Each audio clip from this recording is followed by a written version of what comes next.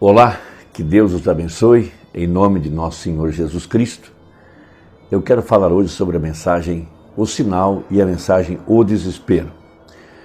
Mombrana, ele disse que depois dos 7 selos, que foi uma mensagem comissionada diretamente por Deus a ele, a mensagem mais importante do seu ministério e que selou todas as outras foi a mensagem O Sinal. Ele pregou a mensagem O Sinal na parte da manhã, em seu tabernáculo, e à noite ele pregou Desespero. E antes da mensagem, antes dele entrar no seu tema, no culto da noite, ele fala um pouco a respeito da mensagem que ele tinha pregado naquela manhã, que era a mensagem O Sinal.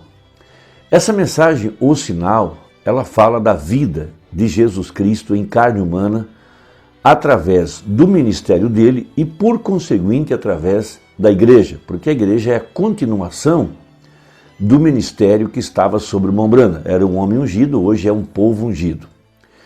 E ele toma como referência principal a escritura de Hebreus 11, verso 40. Nós temos em Hebreus 11 o que a gente chama de a galeria dos heróis da fé. E Hebreus 11 fala do grande poder da fé. Nós nos movemos através da fé, nós somos fortificados pela fé, nós somos justificados pela fé, nós somos batizados com o Espírito Santo pela fé. E a fé é a revelação. Sobre esta pedra edificarei a minha igreja. Ela é a revelação da palavra de Deus. Fé é a prova das coisas que se não veem. Tudo aquilo que a gente pode provar cientificamente, pode provar através dos 5 sentidos de nosso corpo, visão, audição e assim por diante, tudo isso são coisas que não podem nos aperfeiçoar.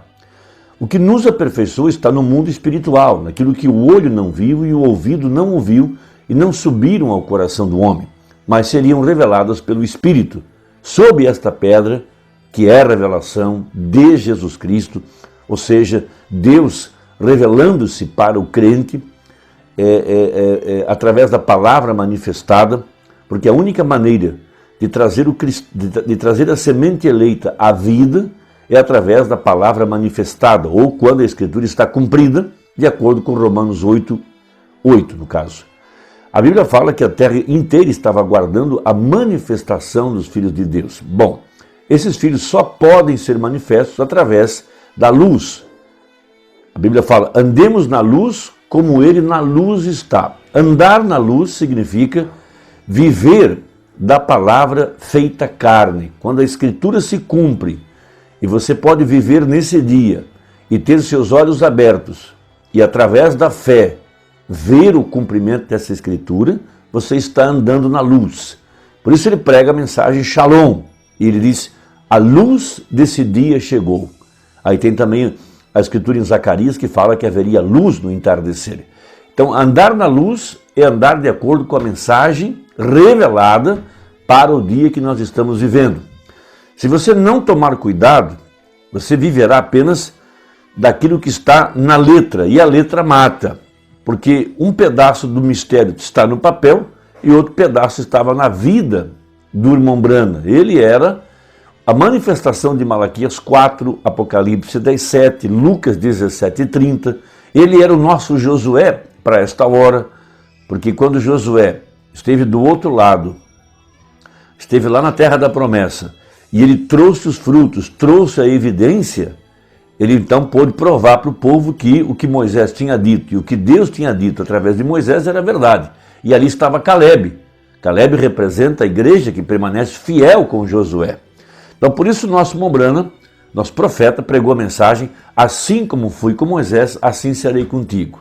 Por que ele tomou essa promessa? Porque ele tinha ido lá, além da cortina do tempo, e voltou com as provas, voltou com as evidências de que a terra é real, de que de fato há uma dimensão celestial, há corpos celestiais, pessoas reais, como eu e você. Ele pôde tocar, ele pôde ser abraçado, ele sentiu, ele tinha os sentidos. E a terra realmente existe, ela de fato mana leite e mel, é um lugar glorioso, como disse Paulo, um lugar de glória, né? Ele não pôde falar, a ele lhe foi proibido, tudo que ele disse, olha, eu sei que depois da minha partida eu tenho uma casa feita pelas mãos de Deus no céu. Foi tudo que ele disse. Ele apenas falou que ele conhecia um homem que esteve num lugar tremendo, fantástico, ele esteve lá no terceiro céu, viu e ouviu coisas maravilhosas. Veja, ele não sabia se esse homem tinha sido transladado, se tinha sido uma visão, e a esse homem não tinha sido permitido falar dessas coisas gloriosas. Todos nós sabemos que esse homem era ele. Ele foi o homem que Deus levou nesse terceiro céu. Agora, mas o nosso profeta irmão Branham esteve nesse lugar. E ele viu lá o seu povo, ele viu aquela mulher que tinha 80 anos e que foi batizada pelo ministério dele, mas lá naquele lugar ela estava como uma jovem de 18 anos. Ele também encontrou lá a sua esposa, também uma jovem de 18 anos, encontrou lá Sharon, uma jovem de 18 anos. Ele viu a si mesmo num corpo totalmente modificado, com cabelos, um jovem outra vez. Sim?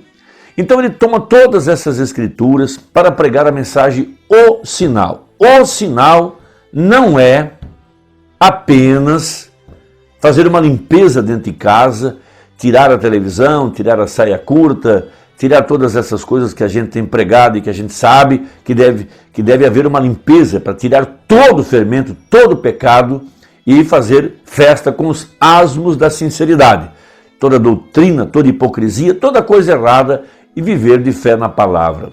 Então, em Hebreus 11, verso 40, está escrito, melhor, verso 39 e 40 fala assim, e todos estes, né, citando os heróis da galeria da fé, citando Abraão e os demais, e todos estes, tendo tido testemunho pela fé, não alcançaram a promessa.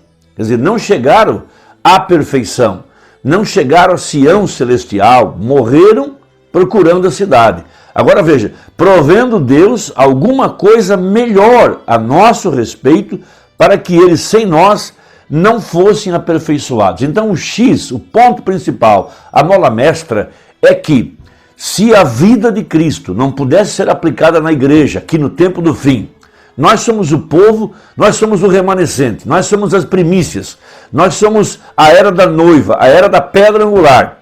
Se a vida de Cristo, o sinal, se Jesus não pudesse viver em carne humana, na nossa carne humana, o sacrifício no Calvário ficaria inválido.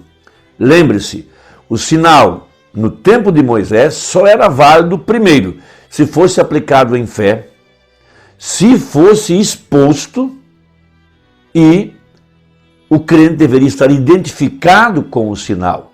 Por isso nós devemos nos comportar com reverência, com humildade, pois essa vida está no nosso meio, está habitando em nossos corpos mortais. Ao tomar a ceia, nós temos que discernir o corpo de Cristo, que é você.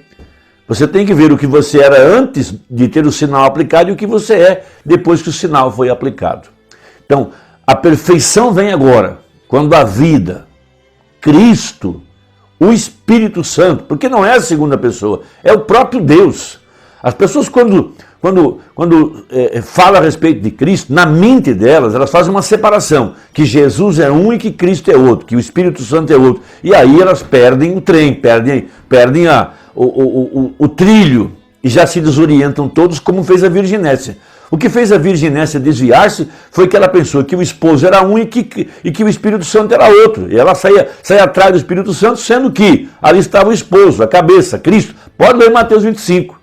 A Virginésia não consegue ver a manifestação da palavra em carne humana.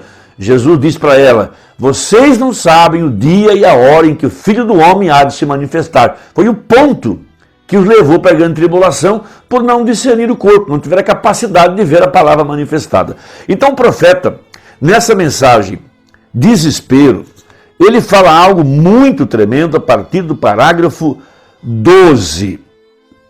Veja, às vezes temos dado lugar, por exemplo, para os luteranos o receber a palavra. Era aceitar ao Senhor Jesus Cristo como Salvador pessoal. Os metodistas consideraram que quando alguém se alegrava o suficiente até o ponto de gritar, então já o tinha.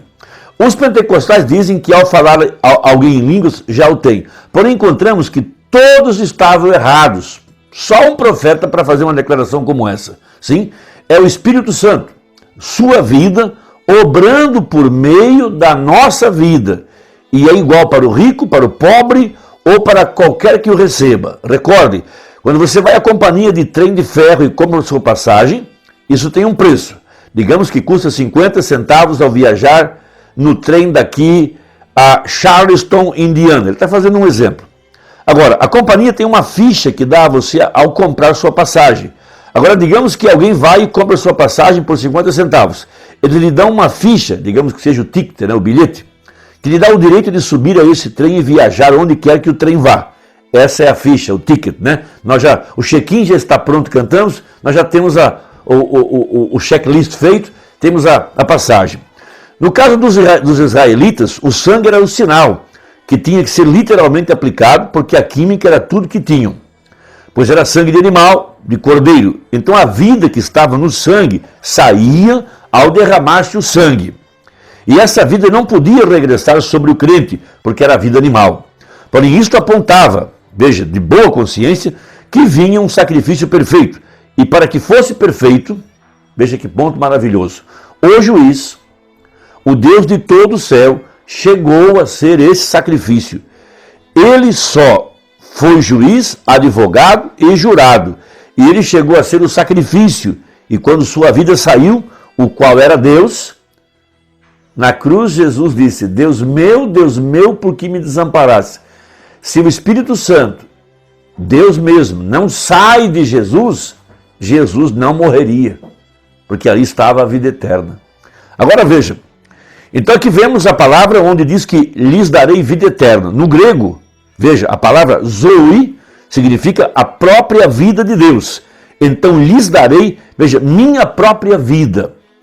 Veja, foi por isso que João chorou. Ele viu os crentes de todas as eras da sepultura.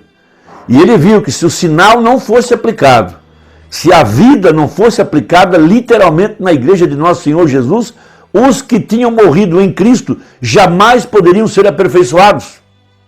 Não poderiam ser ressuscitados. Não poderiam sair da sepultura. Essa é a grande verdade. Oh, que Deus possa ajudá-lo a enxergar isso.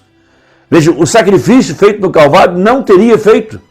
Se o sacerdote, que é Cristo, veja, num tipo perfeito, não entrasse atrás do véu e colocasse o sangue sobre o propiciatório, a morte do cordeiro lá fora não seria válida e a nação inteira estaria condenada.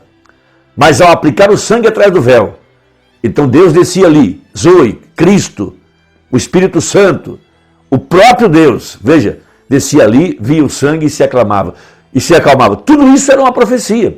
Então Cristo, nosso sumo sacerdote, você agora, em Cristo, através do Espírito Santo, entra atrás desse véu, este véu de peles humanas agora, onde o sangue está aplicado, a vida, Zoe, lembre-se, falamos em perfeição em cultos passados, e a Bíblia fala que os crentes que morreram não seriam aperfeiçoados sem nós. Por quê? Porque a igreja estava aguardando que a vida literal de Jesus Cristo fosse aplicada em carne humana. Deus e Cristo são o mesmo. Então a vida que estava em Cristo é o Espírito Santo.